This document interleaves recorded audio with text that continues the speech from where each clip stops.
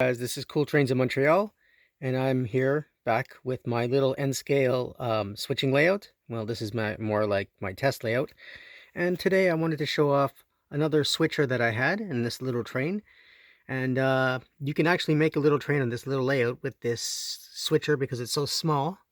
This is an SW1200 RS, and it's been heavily modified.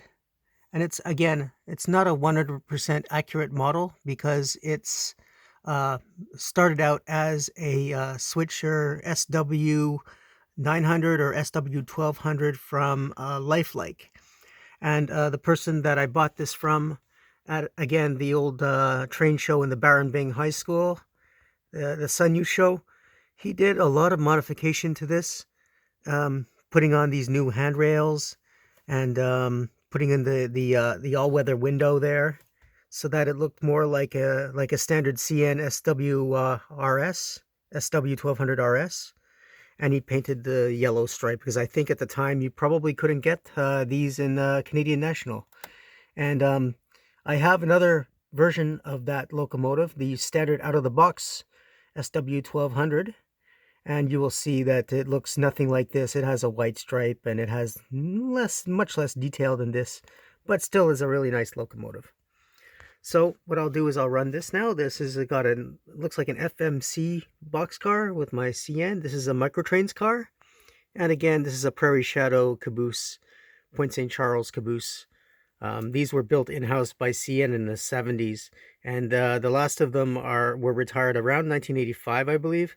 But they're still around because a lot of the other American railroads and some places that needed cabooses or wanted them snapped them right up because they were like the most modern things out there. So let's see how this runs. So as you can see, slow speed, it's pretty good. I mean, it's a little jerky, but that's probably a product of the track being the way it is. And Lifelike is not 100% as great as, say, Kato, so you're going to get stalls like this. You see, this is the problem with this locomotive. It stalls a little bit. So to get it to not stall, I have to give it a little more extra juice. Also, it maybe needs a little bit of lubrication, but that's for another time. But it does run fairly well. Slow speed, like I said, is better when it's running the opposite way to this. And of course, you like it to have the slow speed because it's a switcher. So it's not as good as the Kato locomotives, but it is really nice in terms of the decoration. You can't really complain about that. And if I, selectively give it some extra juice where it was tending to bind, it would do pretty well. Yeah, so and this makes a really nice train on this little short layout, so it's pretty cool.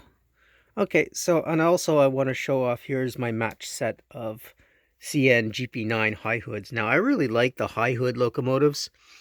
They just have an appeal that I've always had since I was a kid.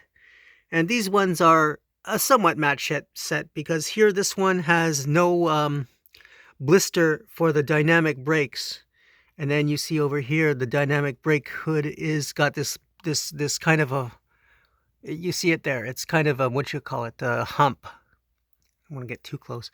It's kind of like a hump in there.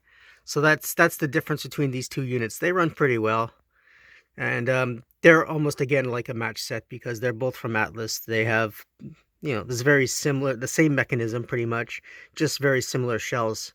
And I wanted to have one version that had no dynamic brakes, and one version here that has the dynamic brakes. And they would again run like this. I think they were set up so that you would be running long hood forward as the front end of the locomotive, just like the Central Vermont RS11s.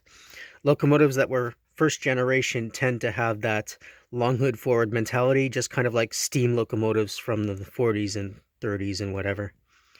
Anyways, I don't want to really keep this as a long video, so I will just sign off now and just say, if you like what I do, please subscribe to Cool Trains in Montreal. Have a good day.